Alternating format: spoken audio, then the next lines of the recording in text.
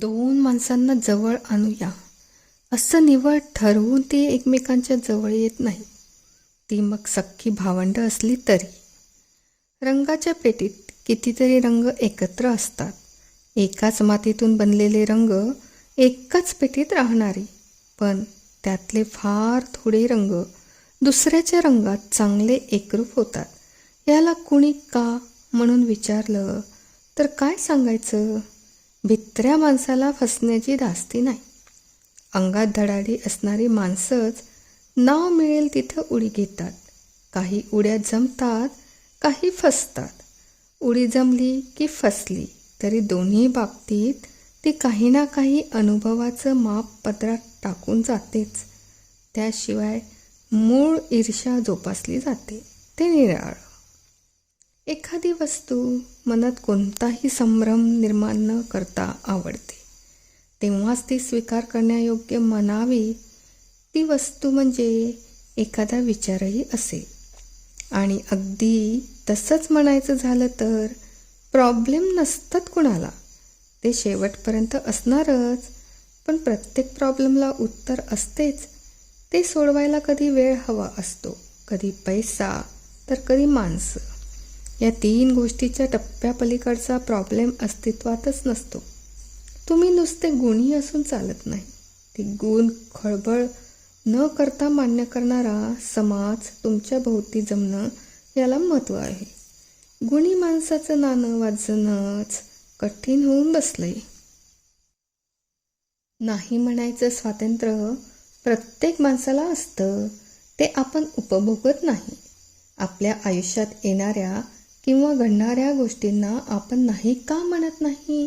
न पटणाऱ्या, न पेलणाऱ्या गोष्टी आपण का स्वीकारतो? आपण दुसऱ्याला आपल्यावर अतिक्रमण करू देतो. जेव्हा आपल्याला त्याचा वेध येतो तेव्हा उशीर झालेला असतो, आणि जेव्हा आपल्याला त्याची चटक लागते तेव्हा इतरांचा इंटरेस्ट संपलेला असतो. भांबावलेला माणूस अस्थिर असतो. अस्थिर माणसाची विचारशक्ती क्षीण बनते. क्षीण विचारांची माणसं एकत्र येत नाहीत. माणसं एकत्रित नाहीत म्हणजे संघशक्ती नाही. संघशक्तीशिवाय आंदोलन करणं अशक्य. हा प्रेमाचा मार्गच चमत्कारिक, अकल्पित वळणांचा, फसव्या नागमोडीचा, अनिश्चित लयीचा. आमच्याच वृत्तीत, आमच्याच सवयी चकवा दाखवतात. चढण चालू असते तेव्हा ज्याच्यासाठी शिखर गाठण्याची इच्छा असते अशांचा हात मिळत नाही, आणि उताराला लागल्यावर तर काय, सगळा उतारच. कोणी बुद्धिवाद पाठुंवळीला मारून तोल सावरतो, तर कुणी आपण ते नव्हेच अशा पांघरुणात लपतो. सगळे बेटे तिथेच फिरतात, तिथेच फिरवतात. माणूस निराळा वागतोय, बिघडला, कामातून गेला असं आपण पटकन एखाद्याबद्दल बोलतो, पण तसं नसतं. त्या सगळ्यांचा अर्थ तो आपल्याला हवा तसं वागत नाही एवढाच असतो. सुख म्हणजे तरी काय? समाधान मानून घेण्याची वृत्ती असलेला माणूस कधीच दुःखी होत नाही. स्वतःला सुखी समजणारी इतर माणसंही सवयीने सुखी झालेली असतात. 90% लोकांना जे मिळतं ते आपल्यालाही मिळत आहे या जाणीवेतून ती सुखी होतात. कलाकार कलेच्या प्रांतात जसा पूर्ण पुरुष वाटतो तसाच तो संसारात पती म्हणून असणार होईल या अंदाजावर तुम्ही स्वप्न रंगवता. त्या कलाकारांचं गणित एकाच आकड्यापायी अपूर्ण आहे, आणि आपणच ते पूर्ण करणार आहोत या भावनेने तुम्ही त्याच्या संसाराची जबाबदारी घेता. लग्न झालं रे झालं की तुम्ही त्याच्याकडे माणूस म्हणून बघता. आपला साथीदार प्रथम कलाकार आणि मग गृहस्थ आहे हे तुम्ही विसरता, आणि ते एकदा विसरलात की दुःख सुरू. त्याची अशांतता तशीच राहते. तुम्ही रोखठोक हिशेब मांडता की सर्वस्वाचा त्याग करून आपण धाव घेतली तरी. हा अतृप्त, याला आणखी काय हवं होतं? इतर बायकांच्या संसाराची, त्यांच्या नवऱ्यांची मग तुम्ही स्वतःच्या नवऱ्याशी तुलना करता. त्या तुलनेत साहजिकच सामान्य माणूस लायक नवरा म्हणून श्रेष्ठ ठरतो आणि मग तुम्ही चटकन निर्णय घेता की अमुक अमुक बाईचा नवरा साधा हेड क्लार्क आहे, पण बायकोला सुखात ठेवलं आहे, घरातलं सगळं बघतो. आपण दोघं शब्दांवर जगत आहोत. खोटे, फसवे, दिशाभूल करणारे, भूल देणारे, कसे का असेनात, पण वाटतं शब्द ऐकावेत.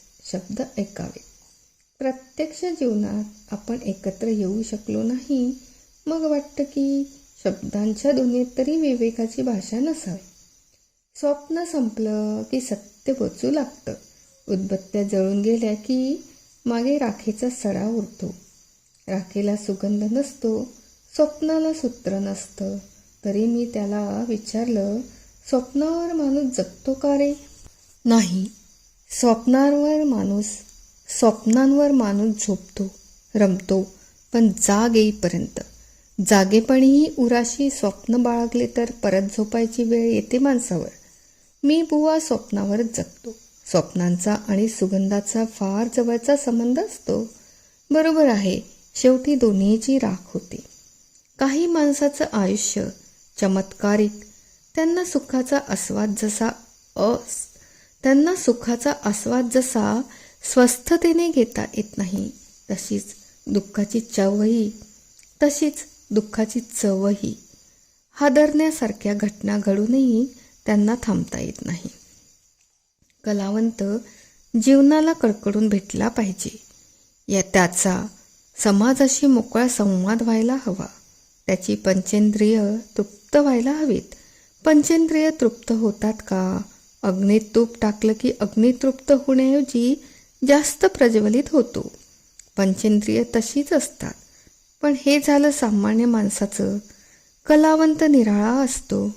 पंचेंद्रियाचा आनंद अपुरा का राहतो याचा शोध घेण्यासाठी तो बाहेर पडतो.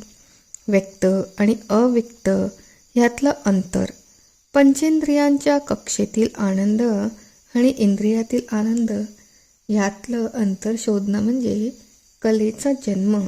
तो शोध घेणं हेच संगीत. कोणत्या तरी एका क्षणापर्यंत पेशंट डॉक्टरचा असतो, नंतर तो नियतीचा होतो. कोणत्या क्षणी तो आपला होणार आहे हे नियतीला माहीत नसतं, पण कोणत्या क्षणी तो आपल्या हातून निसटणार हे डॉक्टरला माहीत नसतं. डॉक्टर व्हायचं म्हणजे या अन्यायाला तोंड देण्याची ताकद कमवावी लागते. अन्यायच हा, कारण हा सामना आमने सामने होत नाही. फसवणूक करून पराभव गळ्यात मारला जातो. याचं दुःख होतं. विजय नियतीचाच होणार असतो. तिला लबाड्या करण्याचं काय कारण असतं?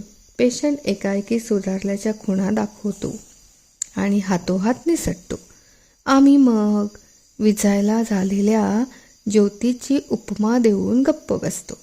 कर्णाची बाजू अन्यायाची असतानाही त्याला मरण ज्या परिस्थितीत आलं त्याचं दुःख होतं. प्रत्यक्षात भगवान कृष्ण पाठीराखा असताना कर्णाचा शेवट. या प्रकाराने करण्याची पाळी यावी. डॉक्टरच्या हातून पेशंट निसटला की असंच काहीतरी वाटतं. कायम आजारी असलेल्या माणसाला जेव्हा इतर कंटाळतात तेव्हा त्याचा तो किती कंटाळलेला असतो हे इतरांच्या लक्षातही येत नाही. माणसाचं स्वतःच्याच कंटाळ्यावर प्रेम असतं.